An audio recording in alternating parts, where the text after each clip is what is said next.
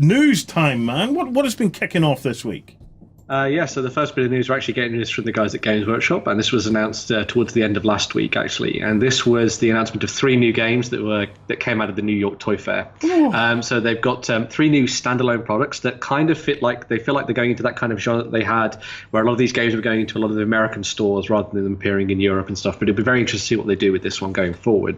They've changed the branding as well on these, so there's not so much of like Warhammer 40k and Age of Sigmar on top of these. It's very much like this is just a solo game. But anyway, the first of these is called Combat Arena, and it's actually a prequel to Blackstone Fortress, which will get some people interested. And it's all about your Imperial agents fighting it out in effectively an X-Men style danger room on board an Imperial ship, fighting against each other to try and come out the victor and prove yourself the most worthy. As I say, it's a prequel to Blackstone Fortress, so all of these characters can then be used in that game as well, which is pretty awesome.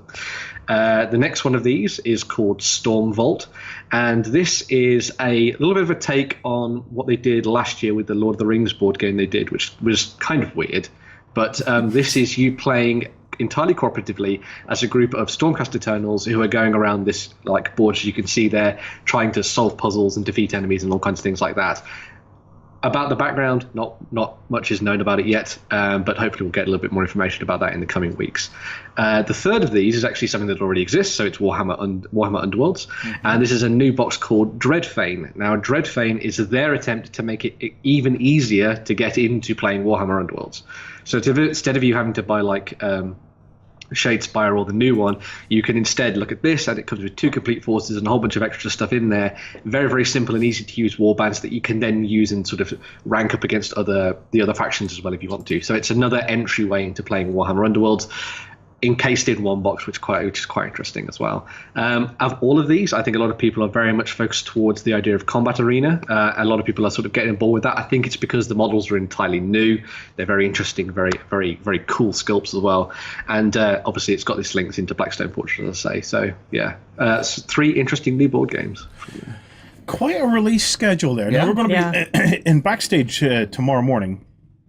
We have a topic about peak entertainment, which is going to be interesting. It kind of feeds into this, but clearly one of the strategies of Games Workshop here is to keep you so focused on the number of board games that they release that you basically can't lift your head out of it and go elsewhere.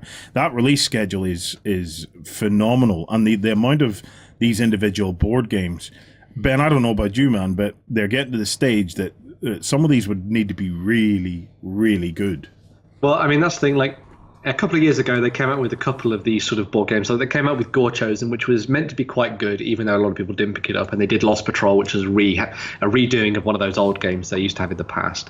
But then those games have kind of just faded away, and you can't get them anymore, and it's really hard to get hold of them. You have to try and like eBay and all that kind of thing. Yeah. Are these going to be in the same vein? Are they going to be games that pretty much are a little bit fly by night? You pick them up and then effectively they're just going to pass on, or are they going to become permanent fixtures in gaming stores? But as you say, it's very interesting. It's good to see lots of new avenues into the products, but whether or not these are actually going to be good enough to persuade people to do that is going to be a different matter entirely, because the games have to stand up on their own 2 feet. And I'm not sure that these really qualify as avenues into the actual product. Combat Arena, I would say. But these have been produced and published solely by GW. This is probably one of the first, I'm going to say, proper board game, because as much as the Lost Patrol and things like that were board games, it was essentially a way to sell the miniatures they already had sculpted and tooled with a small game attached to it. It wasn't a standout board game.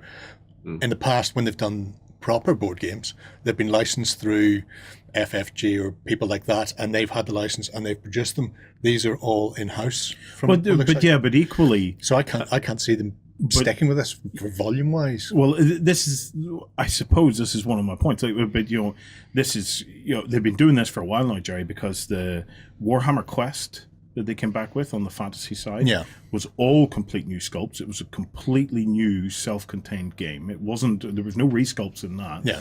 And the same with Blackstone Fortress.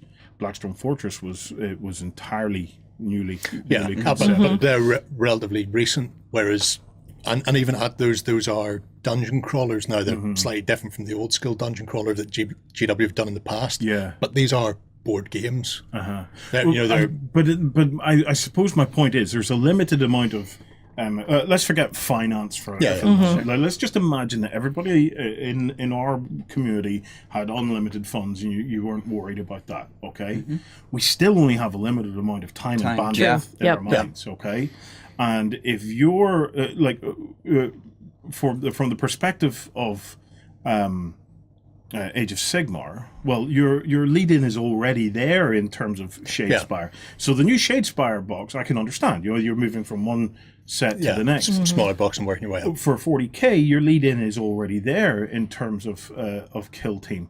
So I just wonder if you create so many. I suppose if I had to distill my point, if I had to distill it down, it's of if you create a bunch of meh board games. And I'm not saying they're meh because we have to play them yet. Right. But if you're ramping it out at that point and they're not top, really good board games, how many misses can you afford to have before your community just stops picking them up altogether? Yeah. See, true. Because an interesting angle to come into that is that obviously you've got these ways to get into the actual mass battle games of both Warhammer 40,000 and Age of Sigmar. Maybe these games are their attempt to get all the people that like the world but will never fully buy an army. But then at that point, you have to make sure that these games actually do stand up on the tabletop, because otherwise people will buy them and go, well, this was terrible, and get rid of it. But if they are good, then they've suddenly captured all those people that were on the periphery just going, oh, I'll just buy a model here and there, or I like reading the books or something like that and stuff. So yeah, but it's a case of you could create a product targeted that, but no individual subset of the community lives in isolation of itself. So, and we know from experience, because any of us that have ever had that GW addiction, that GW gene, knows that sometimes we buy this stuff just for the models. Oh, yeah. But there's a lot of additional costs built into these, just for that purpose. It's, I'm not sure what the value is of somebody who likes the background but isn't going to get into the game. I'm not sure if it's a target market worth concentrating on. The other thing is, this may not be for sale in GW stores.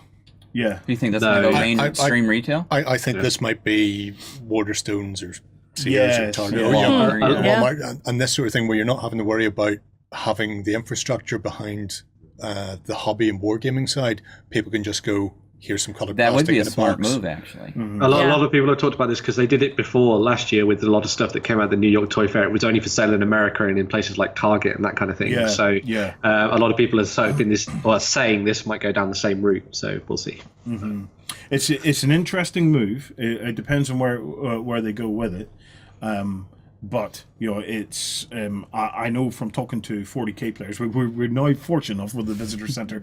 We've got surrounded by them, so we're able to dive in there and get their thoughts. And one of the things that overridingly comes back is it's getting really difficult to keep up. Not only to keep up in terms of their spend, but to keep up with just what's even happening. It is overwhelming. And that there's a danger there, in that if you end up in that position.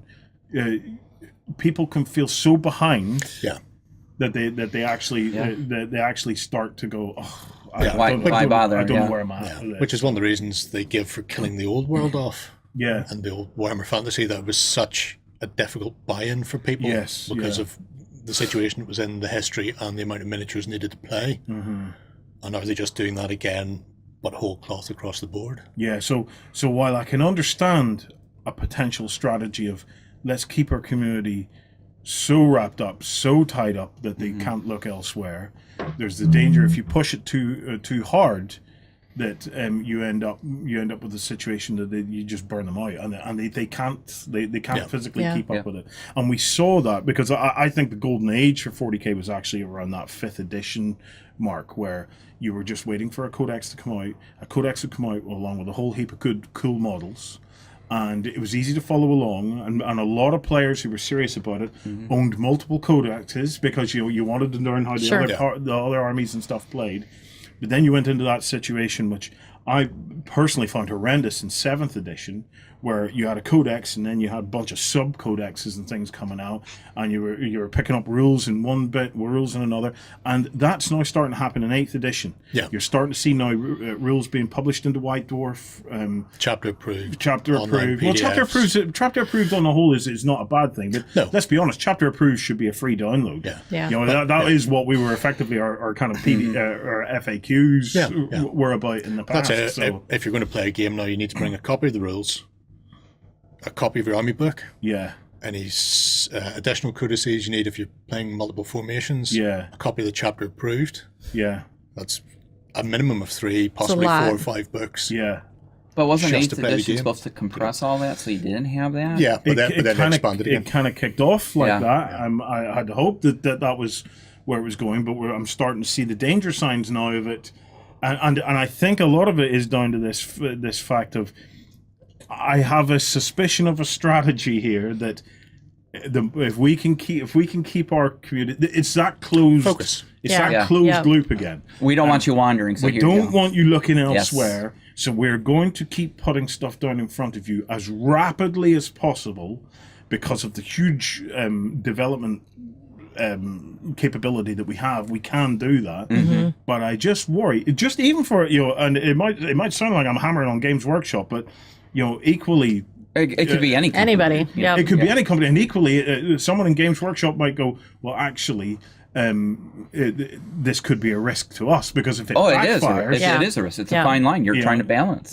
so it's just I love to see innovation. I can't wait to see these games to see what they're like, but I just worry about the speed of stuff coming out, and a lot of these games they don't strike me as As a gateway? the big Yeah. Games Workshop puff the chest out. Look at what we can do. It's not a flagship product. It's Yeah. just. I a don't product. expect board games that are not a flagship product.